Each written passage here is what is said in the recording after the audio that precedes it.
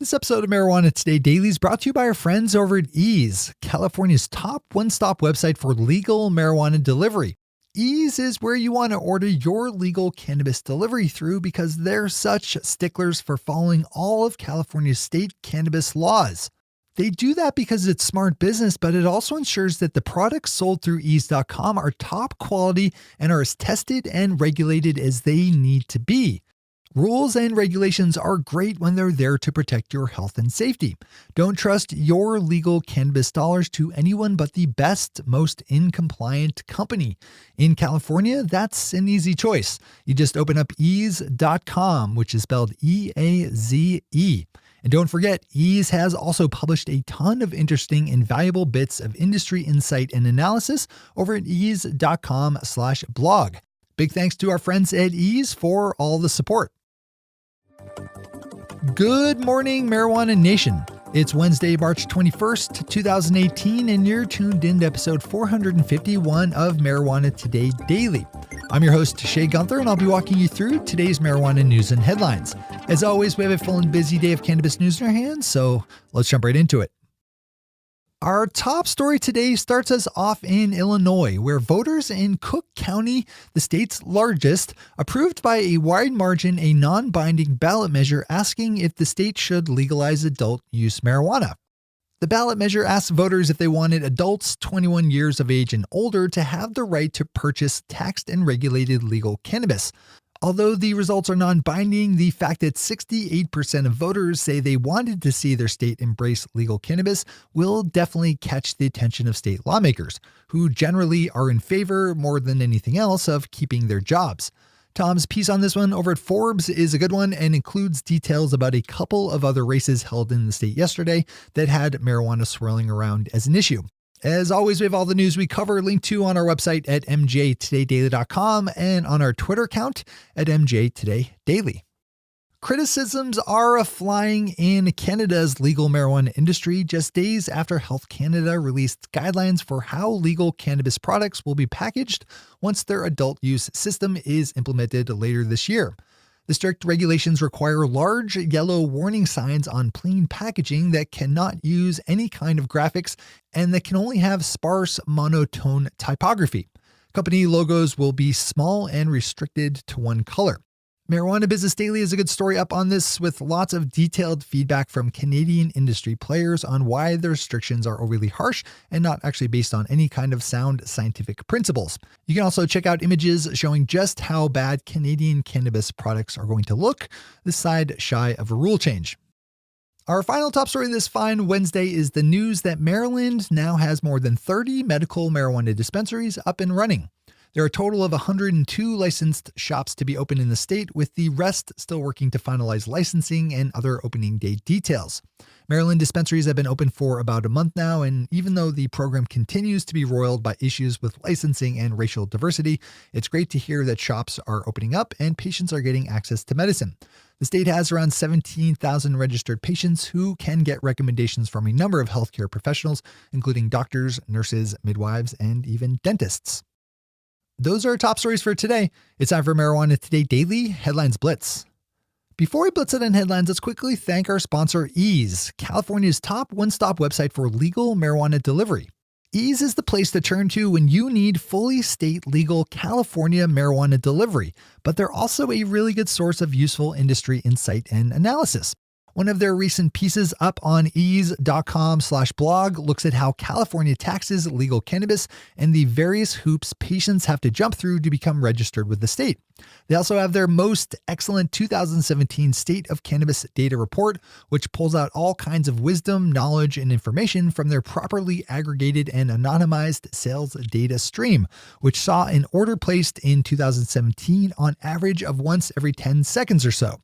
Open up ease.com to check out if your local part of California is allowing for legal marijuana delivery, and then fire up ease.com/blog to read all their helpful industry insight and analysis while you wait for your delivery to be made. That's ease.com and ease.com/blog, with ease spelled E-A-Z-E.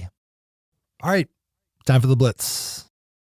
A proposed bill in the Colorado General Assembly was passed out of the House Finance Committee on Monday by a vote of 8-5 that would allow for the opening of spaces within dispensaries where customers could consume cannabis. The concept is being pitched as similar to winery and beer brewing tasting rooms and would be limited to adult use shops only. The bill now heads to the House Appropriations Committee for further deliberation. We'll obviously keep an eye on this one. In Nevada, Clark County Commissioner Susan Bradger proposed a new ordinance yesterday during a commission meeting that would require all legal cannabis businesses operating within her county to have licensing for both adult use and medical sales. The commissioner pressed the need to protect medical patients' access, saying, quote, "I think it's very important that they honor what we originally brought marijuana here for. You can't just go open a recreational shop without medical, and I want to keep it that way," unquote. The ordinance will go up before the commission formally in April. Yesterday, I reported on a proposed bill in Connecticut that would have legalized adult use marijuana while setting up a commercial system for cultivation, processing, and sales. Today, I'm sorry to have the update that bill is dead after being voted down by a count of 6-11 within the General Assembly's General Law Committee. There are a number of bills still under consideration, though, within the Connecticut State Legislature that would advance progressive marijuana reform, so we'll report back as they're worked over.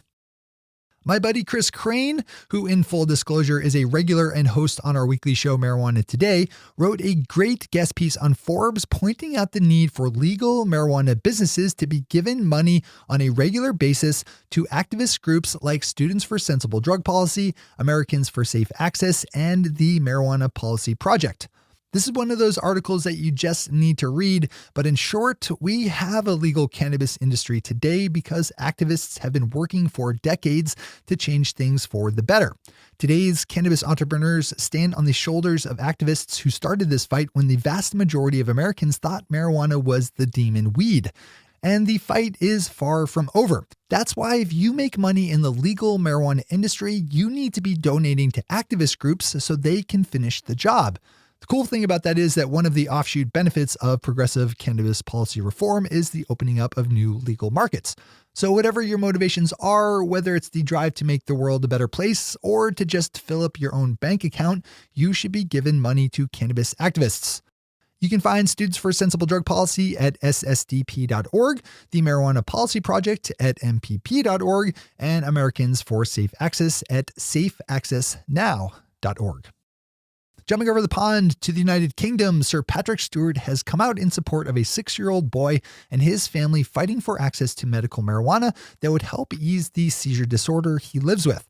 Young Alfie Dingley, who can experience up to 150 seizures per month, and his parents, Drew and Hannah, are loudly petitioning the British government to expand their medical marijuana laws.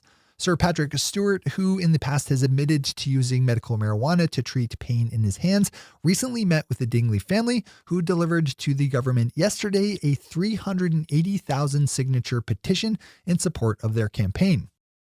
Leafly has a good piece up about the city of Los Angeles and the gender imbalance within its ranks of licensed marijuana business owners.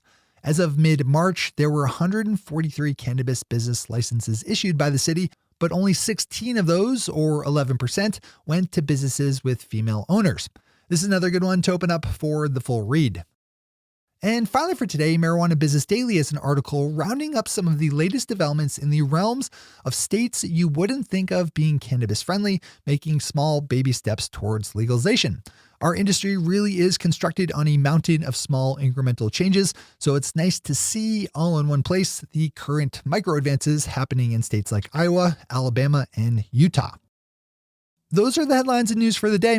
I'll be back with you again tomorrow morning with another information-packed episode of Marijuana Today Daily. But in the meantime, if you have any stories to share or feedback to give, zip us an email to headlines@mjtodaydaily.com.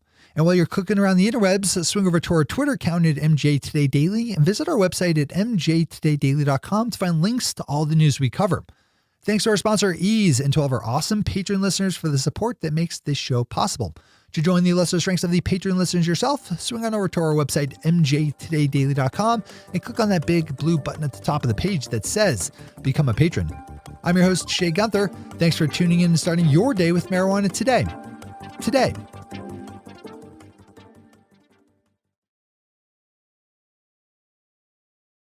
One take, Shay. One take.